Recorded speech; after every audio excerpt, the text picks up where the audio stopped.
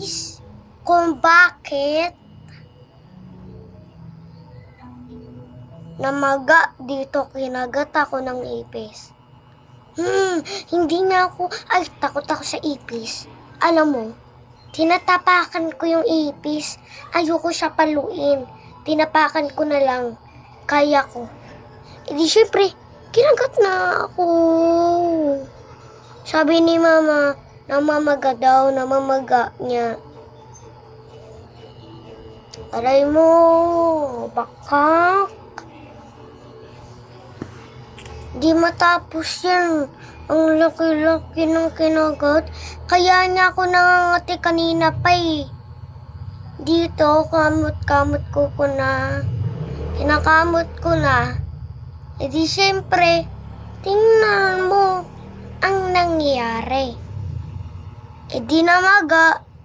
Tatanong pa.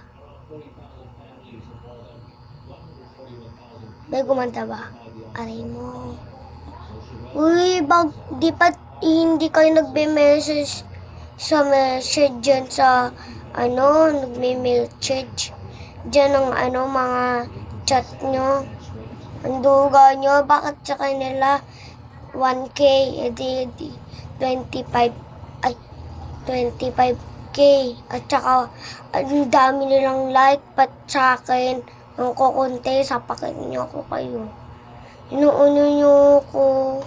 Ang duga nyo, ba't sa kanila, inaano nyo, like nyo sa inyo, nilalike nyo sarili nyo, kasi sa akin, damot nyo.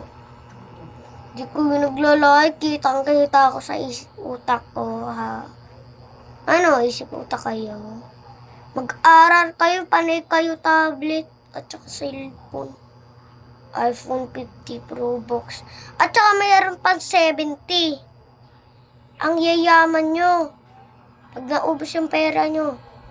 Gastos pera nyo.